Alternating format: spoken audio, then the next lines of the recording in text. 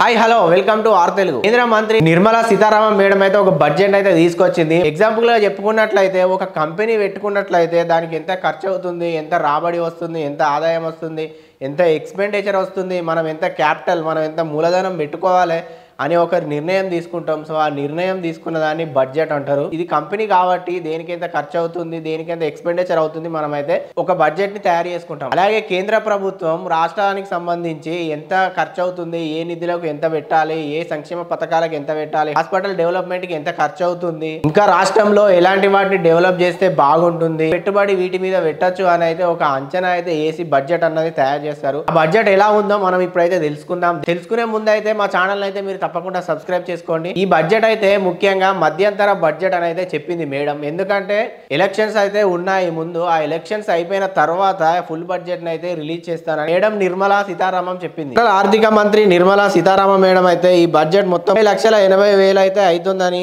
ఇండ్ల విషయానికి వస్తే 1 కోటి ఇండ్లు కట్టినాం, 5 సంవత్సరాల్లో 2 కోట్ల ఇల్లు కడతామని, అలాగే ఇల్లు కట్టుడే కాదు వాటిపైన సోలార్ సిస్టమ్ ను పెట్టి ఫ్రీ కరెంట్ అయితే ఇస్తామని, ఇన్కమ్ ట్యాక్స్ విషయంలో అయితే ఏ తేడాలు లేవు, పాతయే అమలు అవుతాయని, చిల్డ్రన్స్ హెల్త్ స్కీమ్స్ కోసం ఇంద్రధనస్ అనే పథకాన్ని పెడతామని, ఇంకా అంగన్వాడీ ఆశా వర్కర్లకు ఆయుష్మాన్ భారత్ పథకాన్ని అమలు చేస్తామని, ఈ మధ్య మోడీ సార్ లక్షద్వీప్ కి అయితే పోవడం జరిగింది, ఆ లక్షద్వీప్ టూరిజం ని కూడా డెవలప్ చేస్తామని, రక్షణ శాఖకు అయితే 6 లక్షల కోట్లు, రైతులకు 2 లక్షల కోట్లు, హోంమంత్రి శాఖకు 2 లక్షల కోట్లు, పల్లెల కోసం 1,70,000 కోట్లు, వ్యవసాయానికి 1,27,000 కోట్లు, ఇందులో మళ్ళీ తెలంగాణలో రైల్వే డిపార్ట్మెంట్ కోసం అయితే 5,000 కోట్లు అయితే ఖర్చు పెడతామని. సో ఈ విధంగా బడ్జెట్ అయితే నిర్మలా సీతారామన్ మేడం అయితే తీసుకొచ్చింది. సో ఈ వీడియో కనుక మీకు నచ్చినట్లయితే తప్పకుండా లైక్ చేయండి, షేర్ చేయండి. ఆర్ తెలుగు యూట్యూబ్ ఛానల్ ని తప్పకుండా సబ్స్క్రైబ్ చేసుకోండి. Thank you for watching.